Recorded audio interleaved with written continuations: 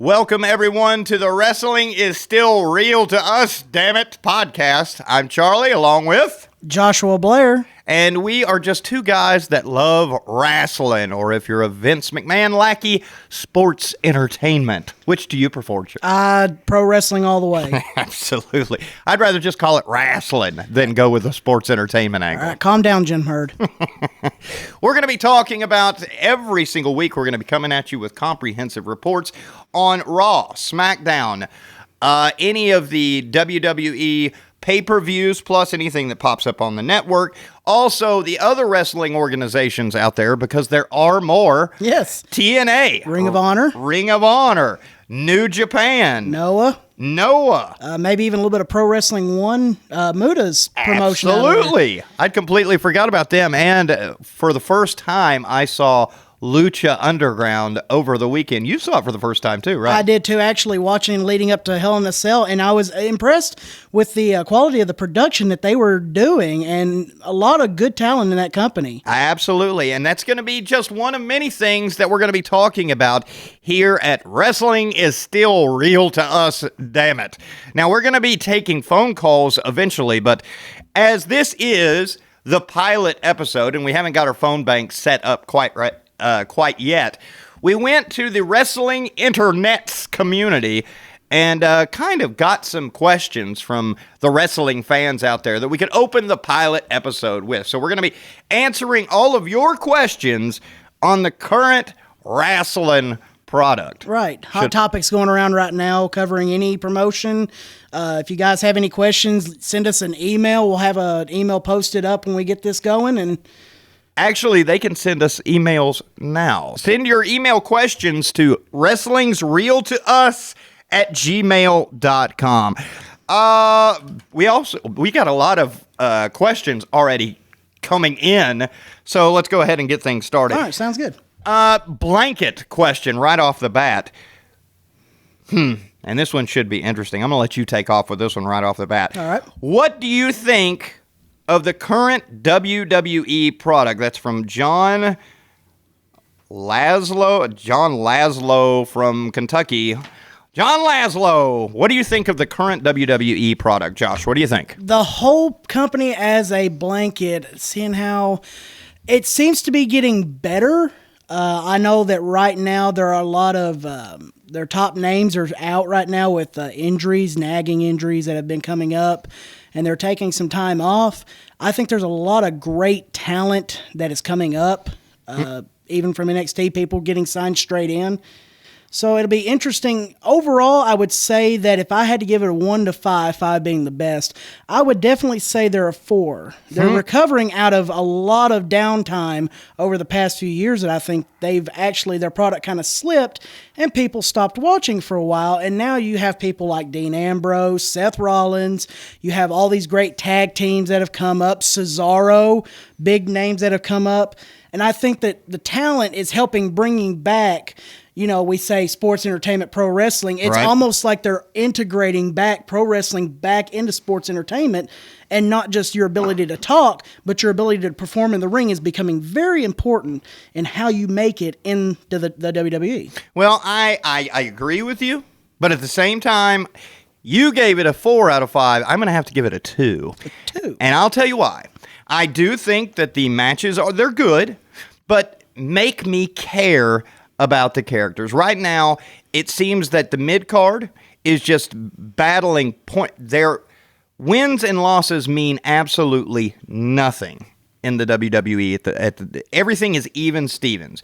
I mean, you look at the opening match for the Hell in a Cell. We had Sheamus, King Barrett, Dolph Ziggler, Rusev. Let's see, Neville, and Cesaro. In a 6-man tag match. Absolutely. No, I'll agree with that. That they take a lot of this mid-card talent. They just kind of throw everybody together into a pot and say, here's your pre-show match. Right. We don't have room for you on the main show, but we'll give you a little bit of show time on the network, of course. I believe that because there's no competition, no direct competition to the WWE right now, they've gotten extremely lazy with the booking. And creative seems like they're just stuck in limbo because they have so much talent on the roster right now. Everybody that's on that roster is so good, but they're doing absolutely nothing with them. I mean, look at Dean Ambrose. What have they done with the guy in the last 5-6 months? Don't even get me started with Cesaro, which we actually have a question about that here in a minute, so I'm not going to bring that up now. Oh, right. But it seems like they're focused on one wrestler, and I know who you know who I'm talking about. Roman Reigns. Absolutely. They've got all their eggs in one basket with Roman Reigns, and they haven't paid attention to the rest of the roster. Do you see that? I see that to a degree, and I think they also, especially after the Rumble, after what we saw with the way that the fans kind of just didn't care about Roman Reigns after Absolutely. that. I think they did take a step back and looked at, said, okay, maybe we pushed way too hard, way too fast. And then maybe in result, we ended up with Seth Rollins as a WWE World Heavyweight Champion. Yes, but when you're talking about Roman Reigns, here we go again. He is now the number one contender for the WWE Championship, and it's taken 8 months to get back to this point. So we had Roman Reigns as the challenger in WrestleMania 31. Right. I guarantee you we're going to see Roman Reigns in the main event of WrestleMania 32. I think you probably will, but I think the way that it's looking right now, I really think that they're teasing some kind of angle with him and Dean Ambrose. Absolutely. And I think you may end up seeing, and a lot of the fans may want to see this, and God forbid, how many triple threat matches have we had at WrestleMania in the past few years?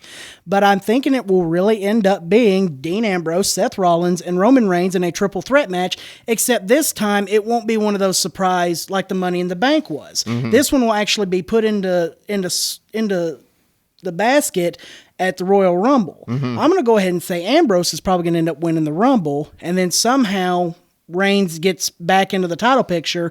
And because those three did so well in the Shield, and especially after what they've done after breaking up, I think that it would be a really good way to showcase the extremely young talent in the main event of the biggest show of the year anywhere. Well, back to the question, what do you think of the current WWE product? Josh says he's giving it 4. 4 out of 5 stars. I'm giving it 2 out of 5 stars. He thinks that they are showcasing new talent. I don't think that they're showcasing the new talent correctly. But we'll talk about that more. Let's go ahead and move on to another question. Keith Jackson from Missouri. He's got this question. Is WWE bringing up NXT talent too early to the WWE roster? I think absolutely. I hate to say this because let's go ahead and go back. And, well, let's go back to Bo Dallas. Fantastic in NXT. Absolutely. And they bring him up to the WWE roster. And I was one of very few that thought that his gimmick was fantastic. I thought that he was a perfect heel on television, but Vince McMahon didn't like it. So therefore, he was buried instantly. I saw all over the internet how many people hated the Bo Leave tagline and hated Bo Dallas in general. That's what you want in a heel, am I correct? Absolutely. That's exactly what you want in a heel. And I thought it was really, it's amazing how they can take something so simple. They took Daniel Bryan with the yes. They can take such simple language and just make it either absolutely over as can be, or they can make it so annoying that you can't stand it and you just have to boo them out of instinct. Right. But that's what a heel is. I mean, if you have general dislike for the star in the squared circle, then they're doing their job. Am I right? Absolutely. And in professional wrestling, you almost want any kind of reaction over no reaction. Absolutely. And I'm seeing too many from NXT coming up to the main roster and just going into limbo. Let's look at Neville right now. Extremely talented. He was the NXT champion for a long time. Oh, yes, very long time. And now they put a cape on the kid, and he looks like a doofus In the ring, they've got him lost, like we were talking about, in mid-card limbo. Why are they doing that? Do you think that they're squandering NXT talent? I think some of the NXT talent, Neville's a great example. A lot of the Ascension, I think, was a big flop. Same thing. I think they had a following down in NXT that really liked them. I think the problem is you're now seeing a difference between how NXT is being run and how the main roster is being run. Right. You have basically Triple H and Stephanie to a degree writing for NXT solely. So you basically have a single booker. Whereas you have in the WWE, you have a creative staff of writers, not going to mention any names, a couple Bucktooth Beaver, but you have a lot of people throwing ideas into the pot, and then you basically, it's like spin art. You take all the colors, what do you end up with? You end up with black or gray, and Right. It's not something you want to present to the universe, so to speak. And I think that there is some talent that has come up from NXT that has done really well. I mean, look what they did with Kevin Owens. He comes in immediately, goes right after John Cena, the biggest name in the company, gets a clean victory over John Cena in his first pay-per-view match.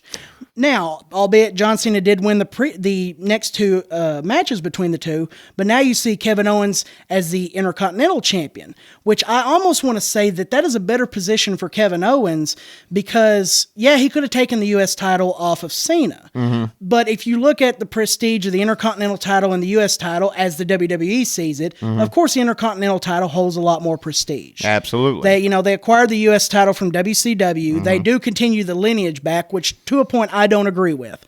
But I think that there is some talent they're doing okay with, and then there is some talent, like you said, Neville, the Ascension to a degree, that are getting kind of squandered and lost in the shuffle, and you're starting to see that now. Kevin Owens is one of 5 that they've actually done something with. I mean, we're talking about Curtis Axel.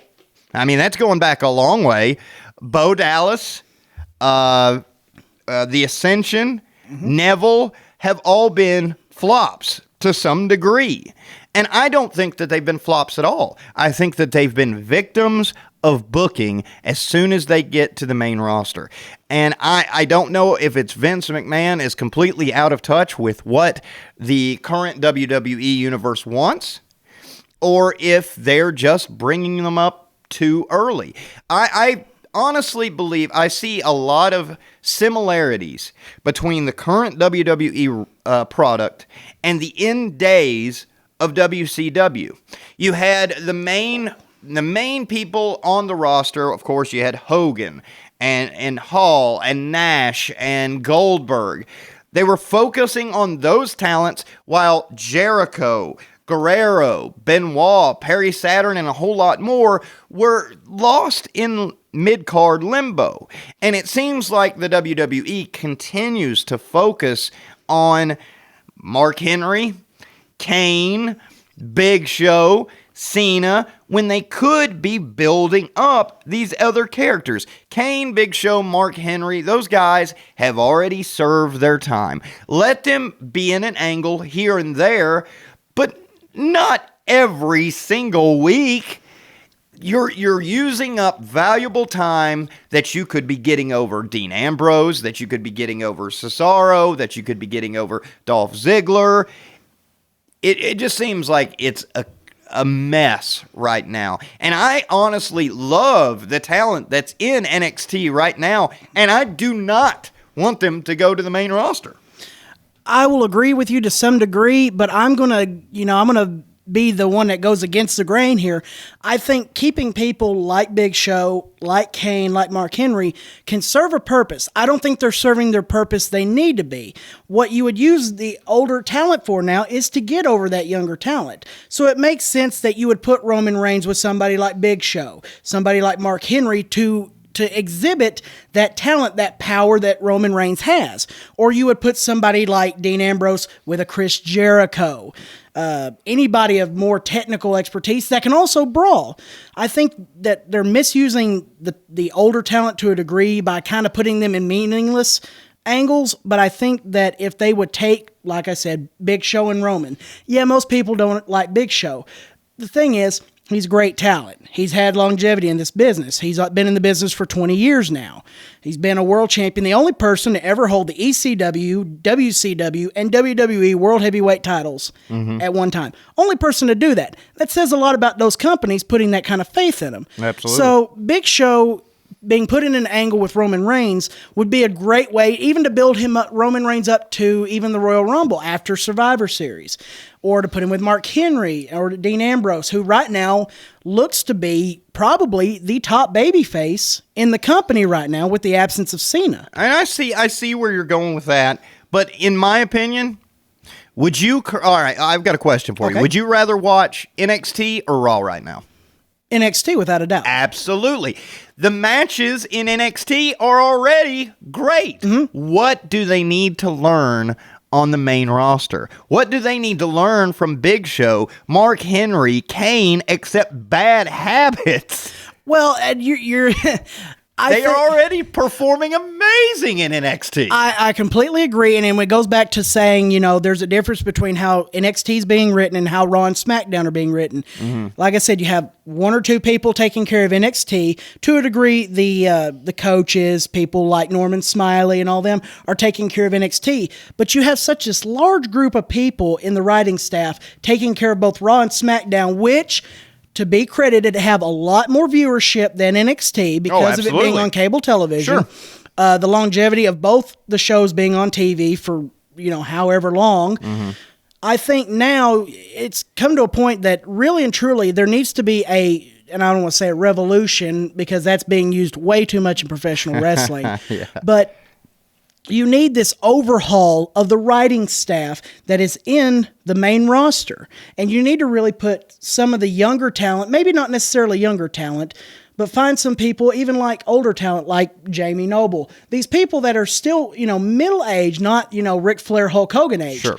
But bring them in and let them do some of the writing and be able to put their input into it. Because basically what you've ended up with is you have this writing staff from 1995 sitting here writing for 2015. Right. So maybe, they're rehashing old angles, which everybody does in pro wrestling. You have to. It's hard Everything's to come up. already been done. Yeah, it's recycled. Recycled, rewashed, reused.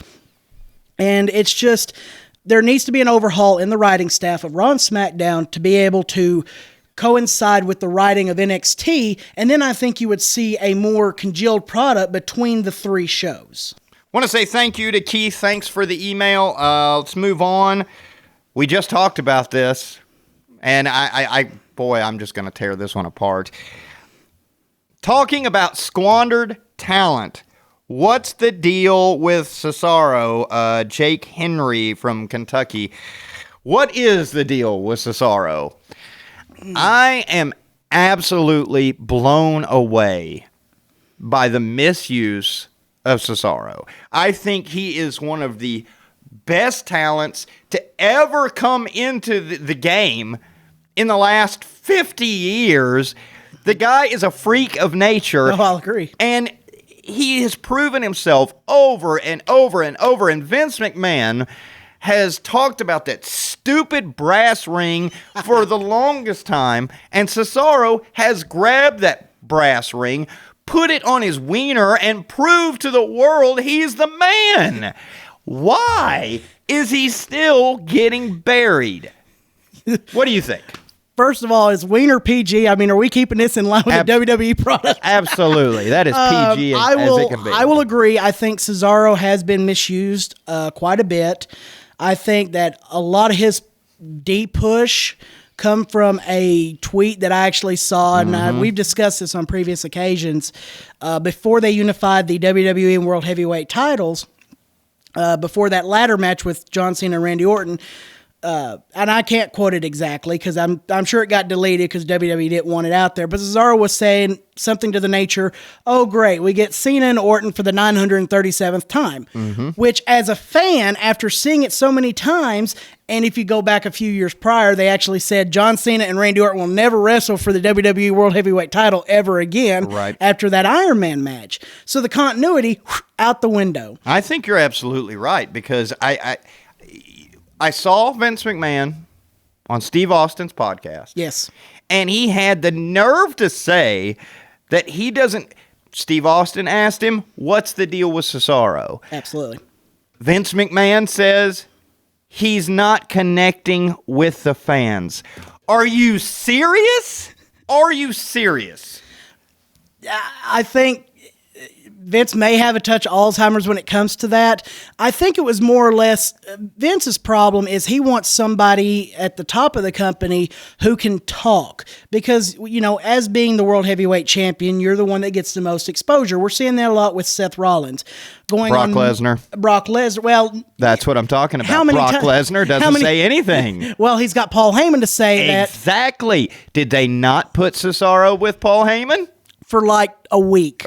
Absolutely. And then the writers destroyed him yet again. They put him, the guy wins the Andre the Giant Battle Royal. The first one at WrestleMania 30. Absolutely. Gets an amazing reaction. I remember, and legit, I don't think people, if they go back and watch that on the network, they can see that, you know, that is a feat of nature to get Big Show over that top rope. Of course. Every time Big Show's in a battle royal, whether it be a Royal Rumble, number one contenders, or what have you, you see everybody gang up on Big Show or everybody gang up on Mark Henry. All of a sudden, it's Big Show and Cesaro, and you could just see it in the eyes of the crowd.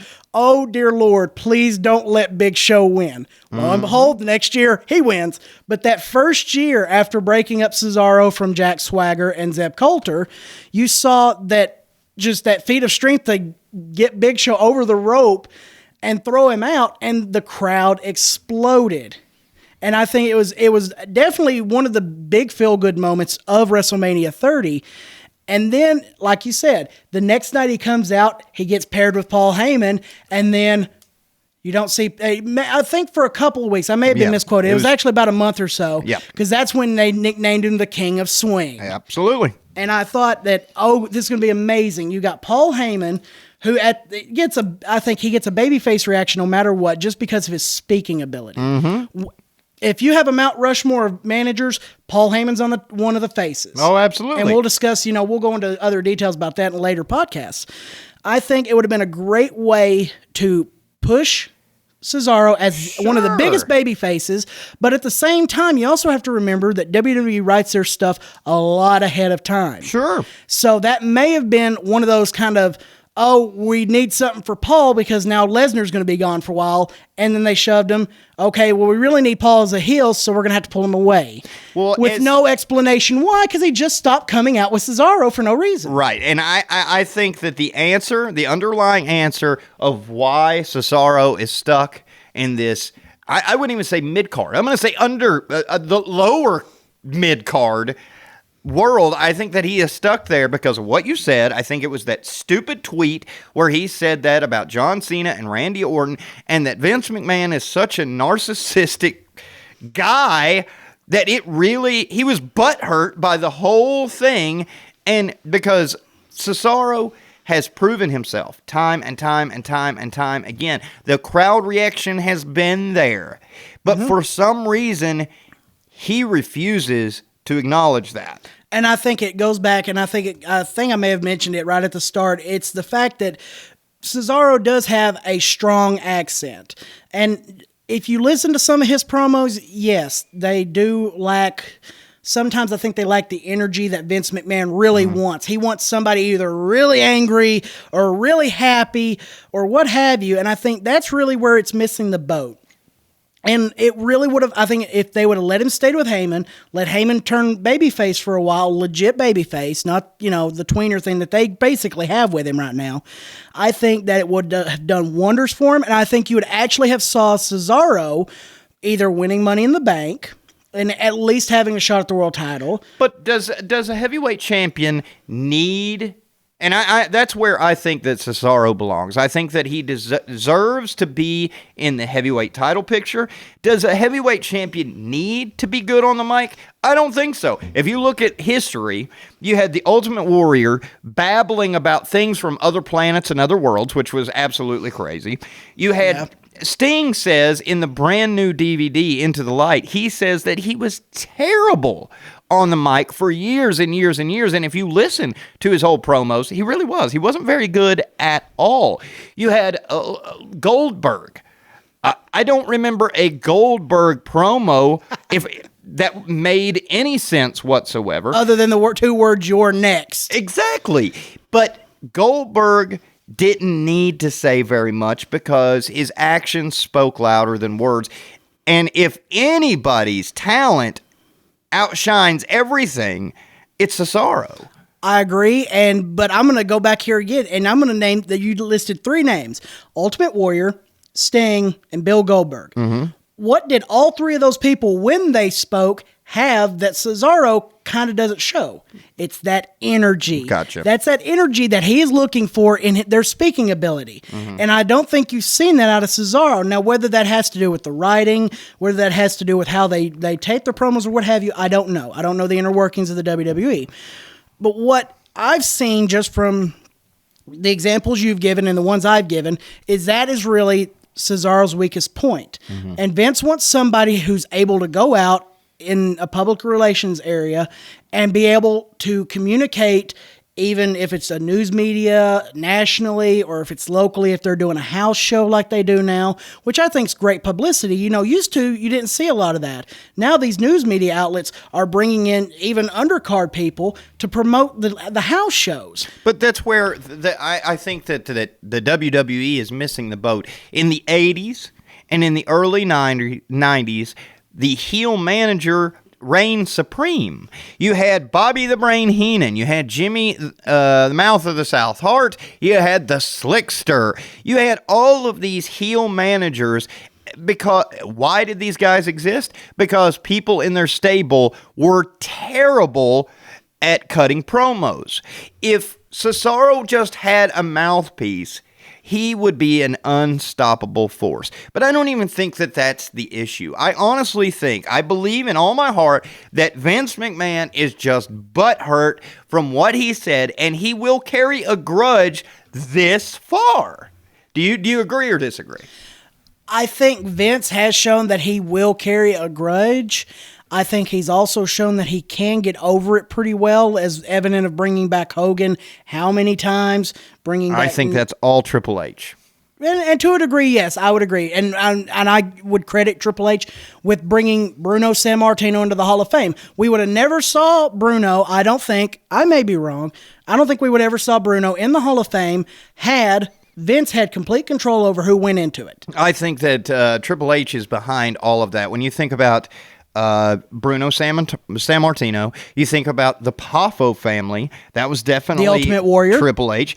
The Ultimate Warrior, that was definitely Triple H. Which would have really shocked me because after that horrible match at WrestleMania 12. Right. But I guarantee you that this recent return by one of my favorites, Alberto Del Rio, that was done by Triple H too. I guarantee it. So the future definitely looks bright for the product if Vince McMahon doesn't destroy the product before they get there.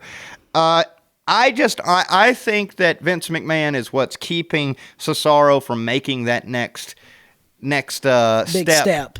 And you kind of agree with me on that. Yeah, I kind of agree with you. I think he's there, and I'm not going to say he's got the brass ring in his hand. Now it's just a matter of snatching it out of Vince McMahon's hands. Right. And if anybody can do it, Cesaro could. He's just that close. It's just going to take some time. So I want to say thank you to Jake Henry from Kentucky for that question. Once again, everybody, if you have a question for either me or the Wrestling Encyclopedia, Josh, you can send us those questions to wrestlingsreal2us@gmail.com. That's wrestlingsreal, the number 2, us at gmail.com. Now, we've been talking about why Cesaro has not advanced in the WWE product, so that brings us to our next question from Tim McDearman in Pennsylvania. He wants to know, do you think Roman Reigns is ready to be the face of the WWE? Now, I'm going to take this one. Okay. I honestly think that Roman Reigns should be the face of the WWE. I think that everybody has been very, very hard on that kid. He works his butt off. Is he good on the mic? No. But once again, it's going back to something that we were talking about. I don't think you have to be just fantastic at promos to be the heavyweight champion. I think that he's trying. I think that he's getting better after every week. He's getting a little bit better. I think that people are just very rough on him. And I think that his spot, his push, was just bad timing. I don't think that if he had been pushed while Daniel Bryan was hurt, I don't think that people would have rejected him. But people wanted Daniel Bryan as the face of the WWE during that time, and they were not going to give Roman Reigns a chance. I think that now he may not be 100% ready, but I think that he could be in the near future. I don't see any reason why Roman Reigns shouldn't be in the main event picture. What do you think, Josh? I really don't have a problem with him being in the main event picture. It goes back to what we were saying of pushing young talent and basically exposing your young talent to the audience and letting them see their abilities. I don't think he should be the face of the company. I think you made a great point. Everybody wanted Daniel Bryan to be the face of the company. And I'll tell you, I'm from experience in the business, I can tell you exactly why. Because if you look at how Daniel Bryan's reactions got big, you had him going from being, the running heel that he had the feud with Big Show, and then ending up as a tag team with Kane. With Kane, yeah. And it goes back to another point I made. You use your older talent to get your younger talent over. Right. How did Daniel Bryan get over? You used Kane to push him up into that upper echelon. That's and they broke him up, and then immediately they have him beat Cena clean at SummerSlam. Right. Then you had the slow burn over 8 months of Daniel Bryan being pushed in that main event picture after already setting an example of his reaction with the crowd. And that slow burn of he gets the title, it gets taken away. He gets the title, it gets taken away. He gets almost to the title, and then he gets screwed over by Shawn Michaels, one of his trainers. It was a great way of building him up to that point, the top of the mountain at WrestleMania, that he finally wins the title. And then, of course, we saw what happened. The injury caught back up to him, and he had to relinquish the title. Would Roman Reigns have gotten pushed while Daniel Bryan was, if he would have stayed healthy? Absolutely not. I think so. Daniel Bryan would have been a long-term babyface world champion. But then again, it goes back to what we were just talking about. I don't think that Vince McMahon wanted Daniel Bryan as a champion. He wanted Batista in that role. We saw Batista comes back to the company. Yes. And fans were kind of like, they were kind of cold. I mean, they weren't just annihilating him in the onset. When he came back, it was kind of a mixed reaction. They were like, yay, Batista's back, hooray. He feuded with your boy Alberto Del Rio because they of fed something. him to Alberto Del Rio, which is garbage. Actually, and then we don't know if it was legit or not, but, the wars they were having on Twitter. Mm-hmm. That's how that ended up. And then all of a sudden, he ends up in the Royal Rumble. And everybody's first thought is, no, please no. That's one of the biggest problems, I think, with the current WWE product, is it's too predictable. Yes. Every single stinking year, and I wish that they would do away with the stipulation that if you win the Royal Rumble, you've got a shot at WrestleMania, because it doesn't give anyone under the heavyweight champion class a chance. Because if you think about it, if you think about all 30 entries into the Royal Rumble, I can pick the winner every single year, because they are going to put these promo packages about one specific entrant. Right. And they're really going to shine on one person, and you know who's going to win. We knew that Batista was going to win in that Royal Rumble. We knew that Roman Reigns was going to win right afterwards, and I guarantee you that it will either be Roman Reigns or Dean Ambrose this year. I think that you nailed it on the head, but I think that they're kind of backing themselves in a corner by having this world heavyweight or world champion stipulation with the winning of the Royal Rumble? Why can't it just be a number one contender? Why can't it just be or a contender for the World Heavyweight Championship? Why do you have to have the winner in WrestleMania at the main event? Right. Why do you have to have the winner in WrestleMania? It's just, it doesn't, it makes things too predictable. I agree to a degree. Again, I think the problem with the Royal Rumble now is, one, it's one of the staples of WWE's product. It is one of the more exciting, especially now, and you look at it, what is more important? Most people can, if they can't predict the winner, they can at least get the Final Four. Absolutely. And then now you have every year who's going to be the surprise entries. And that's almost... Who doesn't last literally maybe 2 minutes. I mean, yeah, dear Lord, The Godfather almost broke the Warlord's record and Santino's. Yep. But that's neither here nor there. But now it's almost become the fans are more concerned about who's going to be the surprise entries as to who's going to win the Royal Rumble.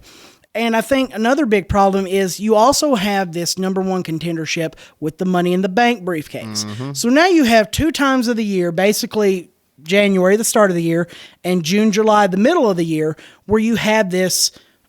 should be unknown, but the way that the WWE is writing their product, you can almost predict it. Now, to be fair, I would not have predicted Alberto Del Rio winning the Rumble, the 40-man one, but then they swerved us with Santino being this other guy. Right. So to a degree, yeah, that is predictable. I think some years they do throw that wild ball in there, and you're just like, that came out of nowhere. Sure.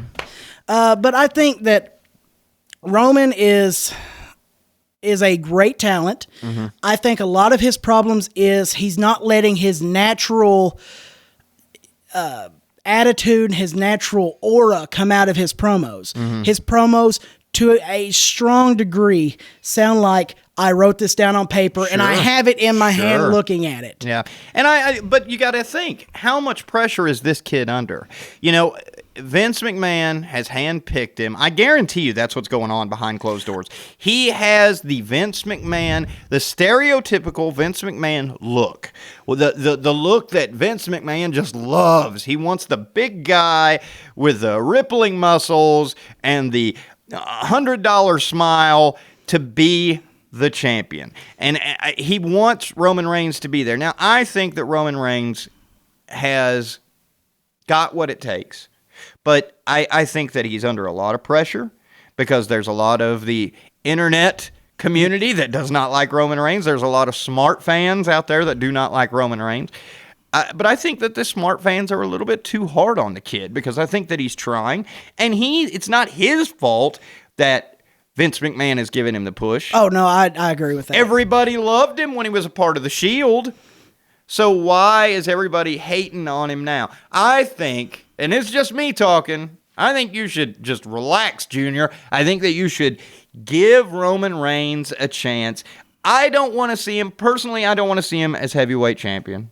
But I don't have a problem with him being in the heavyweight picture. Oh, no, I completely agree, and I think that's what you're going to end up seeing with Roman Reigns is he's going to end up being the transitional champion. He's going to have it for 1 or 2 months, and it's a way of moving the title from person to person, or to give somebody like Seth Rollins, who's been champion since WrestleMania, which I think there's a little bit of underlying heat with some other talent that's left in the past couple of years.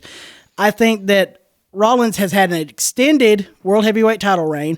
I think he's exceeded my expectations. Sure, of course he has. I thought when the Shield broke up, my first thought was Dean Ambrose is going to be the shining star of this. Who ended up being it? They tried Roman Reigns and ended up giving us Seth Rollins. So I went from one end of the spectrum to the other, which is fine. But I think that it would be a way of taking a lot of pressure off Seth Rollins, who's had to compete in a lot of different matches. Brock Lesnar, Sting, Kane, a lot of the older talent who has helped Seth Rollins become, pushed him up even higher. And I think it'd be a great way to take a lot of the pressure off Rollins, refreshing the product.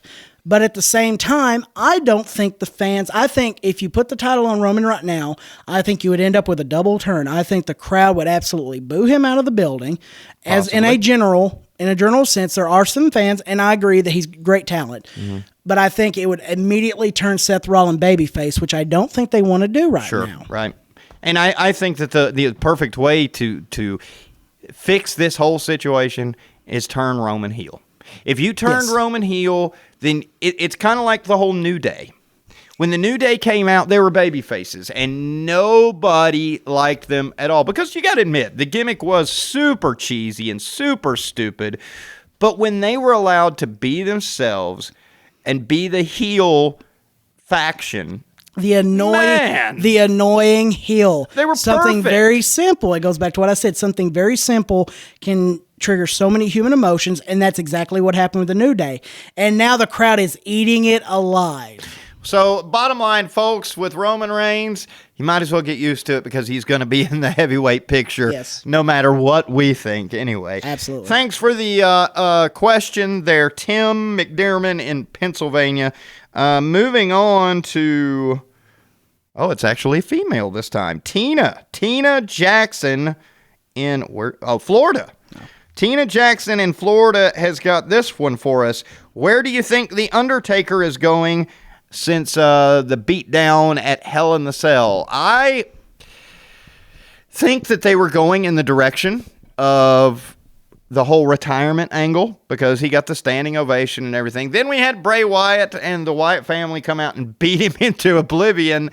I think that we're going to see more of the Undertaker.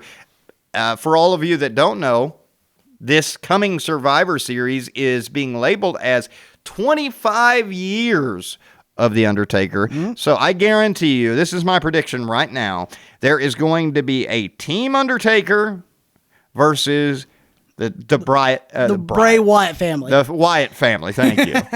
And I'm going to go ahead and make my prediction for the Undertaker team. I'm seeing The Undertaker, Kane, Sting, and it's going to be some young buck. I don't know who. Dean Ambrose? Possibly. Somebody that can be spooky and dark. That'd be Dean Ambrose. To fit that role. Maybe Dean Ambrose, maybe Randy Orton, the whole Viper angle, I don't know. I don't think we'll see Randy because he's one of those big names that's having to take some time off for those nagging injuries. Right, but do you think he'll be gone as long as Survivor Series? Well, it was just from what I remember reading, WWE was reporting that it was a re-aggravation of the shoulder injury. Oh. And he is going to require surgery, so he will probably be out for Survivor Series. Okay. You said your picks were Undertaker, Kane, Sting, and I think we both agree Dean Ambrose would probably be a good fit. Right. I disagree with Sting. Oh, come on. I disagree with Sting because of the simple fact they made such a big deal and to a degree and showed the legitness of Sting's injury after his match with Seth Rollins that I think they're keeping him off TV right now because they're getting ready for the biggest WrestleMania. They're looking to break WrestleMania 3's record. Sure. And what better way to do that? Sting and Undertaker, people have been asking for it for years. I don't think it's going to happen. I honestly think that Undertaker is going to end up facing John Cena in WrestleMania 32. And I'm telling you now, that is my prediction because John Cena never faced Undertaker in any pay-per-view. He faced him on Raw one time. No, he has faced the Undertaker at a pay-per-view right after John Cena's transition after becoming the Doctor of Thugonomics. Okay. There was one pay-per-view. They had a very short feud, and I believe it was late in 2002, maybe early 2003. They did have a pay-per-view match. I do remember Undertaker, I believe, won that match. I think Cena and Undertaker would be a money draw, but I think with the fact that they're in Dallas, going for the record of an indoor wrestling event, I really think, and a lot of it may end up being Vince or it may end up Triple H. We don't know who has the absolute final say because there's been rumors that Vince has kind of not been as influential on the writing and trying to give Triple H the reins, but you still have the writing staff that answers directly to Vince, so you have that. But I think if you really wanted to draw people's attention and you really wanted to give the fans what they think, that what they want to see, the go-to match is Sting and The Undertaker. Okay. And everybody's going to say, oh, great, we got two 50-plus-year-old guys in Right. the wrestling ring. Here's the thing, though. You saw what happened with Undertaker and Brock. Right. Brock, being much younger than Taker, absolutely, and it was a fluke injury that just it got exacerbated as the match went on. Credit to The Undertaker for finishing that match with a very bad concussion and a slew of other injuries. Then you had him go with Bray Wyatt, who wrestles a completely different style than Brock Lesnar. Slower, methodical, which allowed Taker to wrestle that exact same side-by-side momentum. I think you see a lot of that in Sting, not necessarily just because of the age, but because of the way that Sting's character has evolved over the years. His matches went from being that super high energy to being more methodical. And I think that Sting and Undertaker over Undertaker and John Cena would bring more attention because people have been clamoring for it for years. And after so many years of 14, 15 years of Sting never being in the WWE, he finally gets up there. He probably, and no disrespect to Sting, he probably doesn't have many more years on him.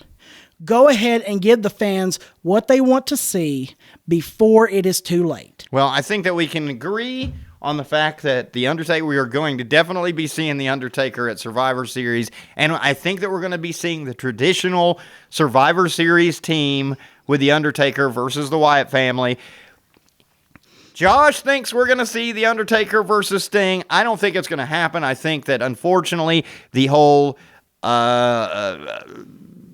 Seth Rollins-Sting match kind of ruined things for Undertaker and Sting in WrestleMania 32. I think we're going to see The Undertaker and Cena at WrestleMania 32. So, Tina, I hope that answers your question somewhat. Tina in Florida, thank you very much for the question. All right, going back to NXT, Daryl Gearing in Tennessee asks, who should be the next big NXT recruit? Ooh, I like this question. I was so happy to see them bring in Samoa Joe. I'm a huge Samoa Joe fan. Yes. I think that Triple H gets it. And I was even more thrilled to see them bring in Jushin Thunder Liger. I mean, who would have thought on a WWE sponsored program we would see an underground hardcore, not really a hardcore, a lucha libre legend. Oh, yes, absolutely. You would never see him on Raw. Let's just put it that way. Oh, no.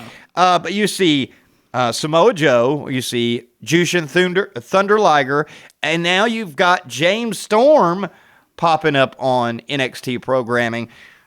Daryl wants to know who should be the next big NXT recruit. Josh, what do you think? There's a lot of ground to cover and people that are being brought up in NXT. You mentioned Samoa Joe. You mentioned James Storm. Jushin Thunder Liger, I think, was a one-off absolutely. To help promote NXT. Just the fact that he was even on the show is just fantastic. Absolutely, and that would be the equivalent of bringing somebody like a Great Muta in, a Kenta. Oh yeah. I mean, you see, Yeah, where that's that ended good. up. But he'll be back, and he'll be a force to be reckoned with. I think a lot of Hideo Itami, Kenta, Finn Balor, I think has done wonderful. Honestly, there's a lot of talent. If I had to pick somebody right now who they really got their eyes on, I think the biggest person they probably have their eyes on is a current Ring of Honor World and Television Champion, Jay Lethal. Yep. I think he's done so much for that company, and I know WWE has had their eye on him for a while now. After leaving TNA and going to Ring of Honor, making the television title down there, which is a rarity in professional wrestling right now, the television title means something. He was doing exactly what has been done in the past. He was trying to elevate that mid and lower card title to basically the upper card and was saying, look, I'm defending this title on a regular basis at every show on every TV, and I'm making this title mean something. Mm-hmm. So it's my time to get that big world heavyweight title. What did they do? He ends up beating Jay Briscoe and is holding both titles at the same time. I think if you're talking about, especially in the United States, I think the biggest name right now you could probably draw is Jay Lethal. Right. You want to go overseas? I think right now, I think Shinsuke Nakamura. Oh, the yeah. IWGP, Yes. the former IWGP Intercontinental Champion. I think right now, he would immediately connect with the fans. The fans would know who he is. He's got such a great work ethic. He's got that hard hitting but technical skill. And I think if you were going to go overseas, that you would probably pick him up. In America, I would probably say Jay Lethal. I have to agree with you 100%. I'm a huge Jay Lethal mark. As a matter of fact, I had never really watched that much Ring of Honor until Jay Lethal came into the picture. Right. I think he is a perfect heel.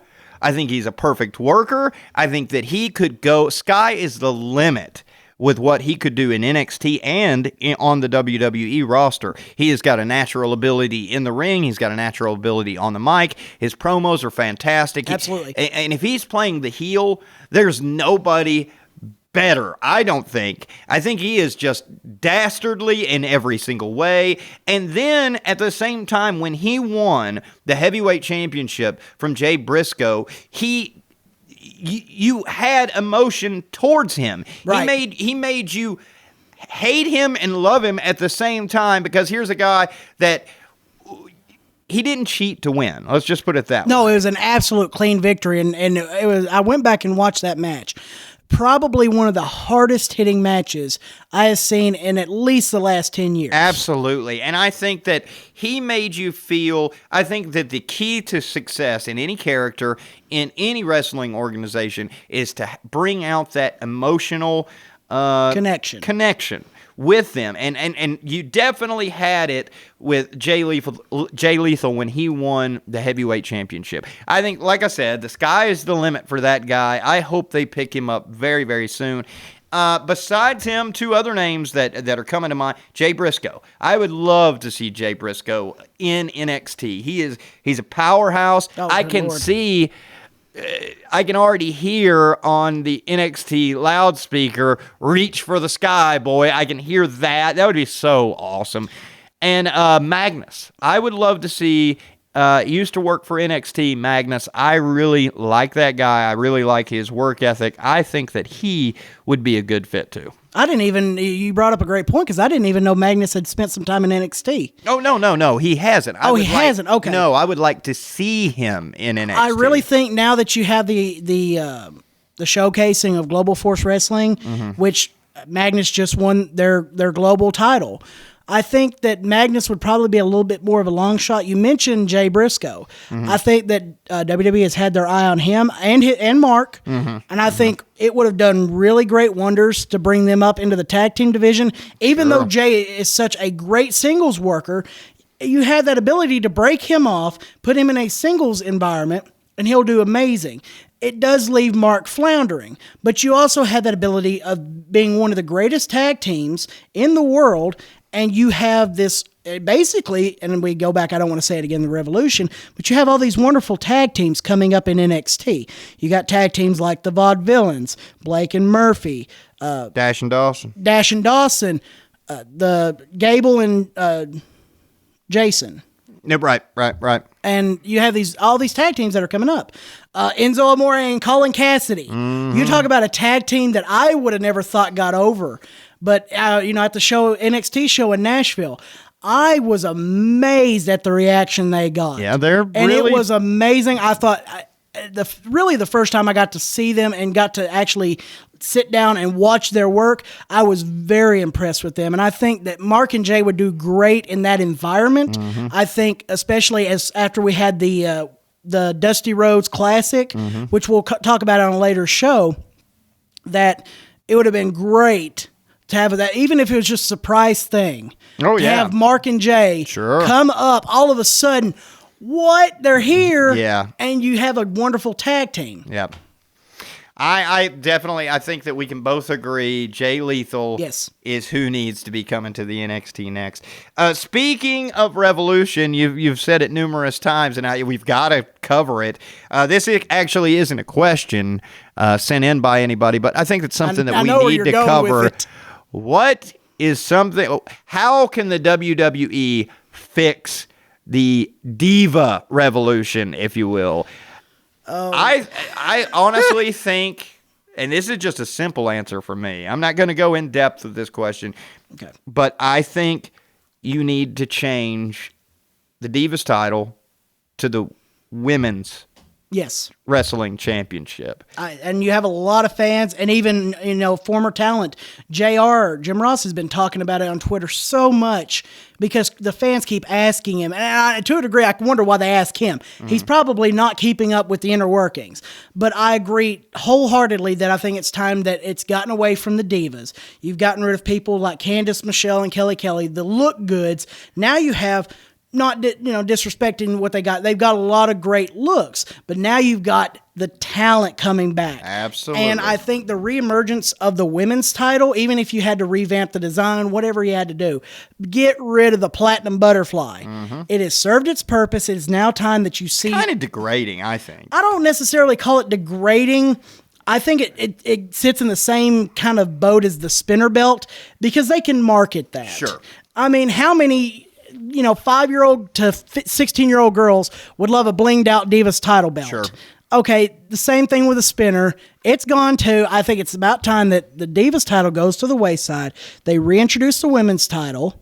Make it, and even if they call it the World Women's title, because that's what it would be. You have all this different talent now coming in. You have a lot of talent coming in from England. You've got people like Asuka coming in from Japan. Oh, yeah, wow, she's good. You have good. You have Emma from Australia. You now have all of these people coming in, the women wrestlers coming in, up to NXT, then up to the main roster.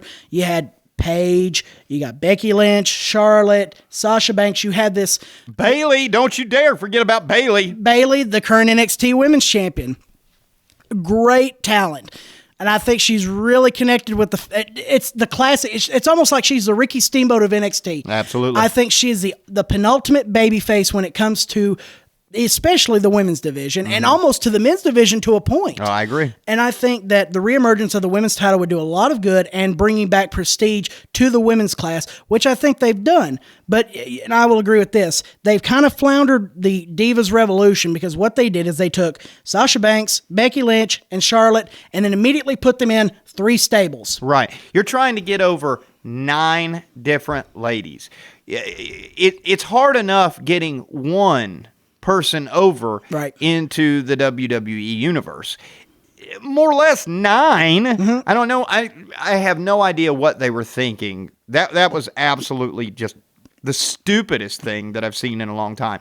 But on a side note from that, we had talked earlier about how you believe a lot of the veteran wrestlers are in a training mode for the younger stars. I think the ultimate way to fix the women's division is for the elder statesman or stateswoman of the WWE to learn from the NXT stars because they're wrestling in NXT.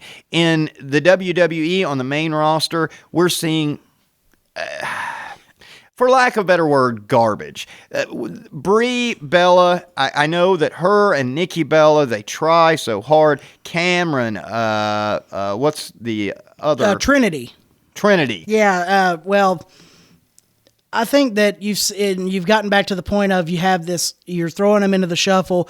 You have people like Tamina, you have Trinity, you have all... even Alicia Fox, Naomi. You have these people that are just they're floundering around.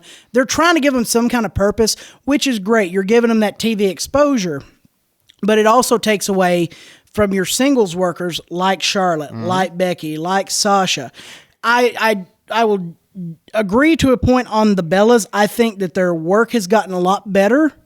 I think a lot of people are making not necessarily rumors, but the idea that Nikki kind of got the Triple H treatment with the world title of who I'm with. Mm-hmm. I think to a degree it may have been. I don't know. I don't want to start any push any more rumors. But I think that I think there needs to be a clean out on the Divas roster on the main roster. Mm-hmm. I think there's too many on the main roster. Mm-hmm. And I think you need to get back down to not necessarily a small 2 or 3 group, but put a nice 6 or 7 divas and have them, have an angle for a couple of them, or even put a tag team. But don't have 3 different stables of women who are constantly going back and forth, and then Paige getting the Big Show treatment, babyface heel, babyface heel, babyface heel, babyface. They're getting tired of it. The crowd is going to stop caring about Paige, who is probably one of the top 5 women's wrestlers that has come up on the main roster. Your other ones being people like AJ, Natalia, and there's great talent there. It's just a matter of not trying to cram so much into so little. And also, like on the other side, not only are they trying to get over so many of the divas in the WWE right now, but they're also having to slow down. They're bringing up these ladies from NXT, and this is kind of goes back to what we were talking about earlier. Mm-hmm. You're bringing up Sasha Banks, you're bringing up Charlotte, you're bringing up Becky Lynch. You're bringing up them, and they're facing like Nikki Bella, Brie Bella, and they're having to literally slow down to a snail's pace to wrestle. And I think that it's destroying it. I think that because you've got super talented ladies coming from NXT, and you've got the divas, and they're literally having to slow down to wrestle these divas. And it's just, I don't think that we're going to see a fix coming anytime soon. I hope they do. Oh, yes, I agree. But I think that it's going to stay a mess for a little while. And, we've been talking about the WWE nonstop, and then that's where the questions are coming. Everybody's really interested in the WWE universe. But we do have this one question, and I think that it does need to be mentioned. And folks, don't get us wrong. There is a lot of talented wrestlers out there right now, and there's a lot of fantastic organizations, and we mentioned them all. Ring of Honor, Noah, Wrestle One, New Japan, Lucha Underground. You seem to be forgetting one that seems to be being forgotten. Oh, yeah. Well, that's in our question right here. That's where I was afraid this was going. Dana Trevors from Jacksonville, Florida writes, do you think TNA will make it? Do you think they'll survive? Well... Lord have mercy. As much as I would love TNA to survive and give the wrestling fans an alternative to the WWE, which basically that's all TNA has been, they haven't really been the threat like a WCW. Right, definitely At no point have they become that big of a threat. Have they become an alternative? Absolutely. I think the problem with it is now even that the booking's getting better there, is now you have the financial problems. Right. They're sitting here, they went from Spike TV to Destination America. Mm-hmm. To be fair, I haven't seen an episode of TNA in years. Right. Because I don't get Destination America. Right. It is it's one of those premium channels. Do I catch the highlights or videos on YouTube or what have you? Yes. Because I want to see what their talent is doing. But I think that now you have a problem in upper management. Mm-hmm. And when you have the problem in upper management with the finances, I think you really put a company in peril. Do I think TNA is going to survive? No. I think that TNA is, and I don't want to say that, but I think TNA is going to end up having to disperse and break apart because of the simple fact of the mismanagement of money. I think it is almost very similar to WCW. I think there was some talent that got into TNA that was getting paid way too much for way too little. And I think that has caused a lot of problems, and it's been evident, and anybody can go on the internet and look this up, that over the past year or so, that the performers are not getting paid on time. And in this business, you make your money off your shows. Whether it be independents or, a guaranteed contract's a completely different story. But a lot of these people are paid on per show. Well, if you're not getting paid, if you're promised $5,000 for a show, $10,000 for a pay-per-view, and you go 3 months and you don't get any of that money, you've racked up, $45,000 that you're not getting paid? Yeah, I'd say a lot. And you saw that with a lot of the talent. Let's look at AJ Styles. Let's look at Samoa Joe. Let's look at James Storm. A lot of the old talent, and maybe they did it because they wanted a fresher way to exhibit their talent. And then you've got now the talent in TNA. You have EC3, you have Bobby Lashley, you have the Hardy Boys, you have Drew Galloway, who I'm a big fan of. I thought was really misused, and I think he liked that it factor with the WWE crowd. That's neither here nor there. I'm a big fan of Drew Galloway. I think there's a lot of talent in TNA. I think that the booking has slowly gotten better, although I don't agree with what they've been doing with their heavyweight title. But I think that, sadly, I think the money mismanagement with Dixie Carter and all the way down, I think is going to end up costing that company, and they're going to have to close. I think that I agree with you. There has been a lot of.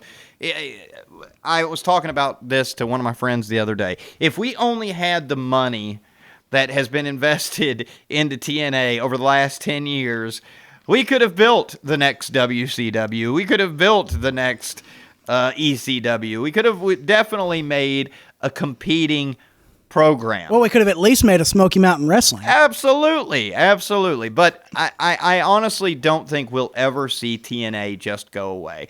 They've got a huge following overseas in India and in England. I know that they've got a lot of buys there. I don't think that they'll ever make a mark on the wrestling product here. I think that they will be just an indie organization that's out there that will be doing pay-per-views. Do I think that they'll be performing on the level that they are right now? No. I think that they're going to lose more and more revenue until they're doing basically just house shows and maybe one pay-per-view every 6 months.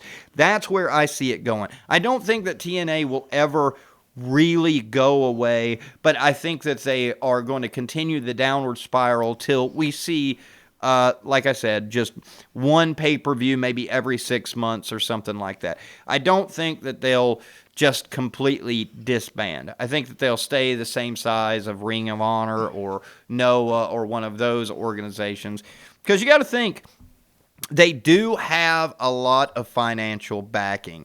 And for the smaller scale shows, they don't need as much money. They might need a little bit extra for some of the contracts, but if they eliminate, 10 pay-per-views, then they're not going to have to put out as much money. I think that we'll still see TNA exist, right? But I don't think it will ever be a major factor in the wrestling world. Right, and you've already saw where they're kind of downsized, and a lot of people talk about the 12 pay-per-views a year, sometimes 13, depending on the year.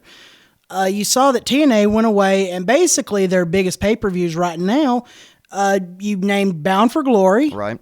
Lockdown's basically become an Impact show special, as has Destination X, as has Hardcore Justice. They really don't have a lot of pay-per-views, as say. They have their super shows. But I think, you're saying, well, they got plenty of financial backers. Well, the problem is, if you look at, and I've seen some of the pictures that fans post on Twitter, Instagram, and Facebook, TNA is not drawing a lot of fans at their house shows. No. I'll give you an example. They came in the United States. In the United States. But if you look at, they were in Tennessee, I think about a year ago. They ran Knoxville and McMinnville. Mm-hmm. McMinnville outdrew Knoxville. Yep. There's a big problem there.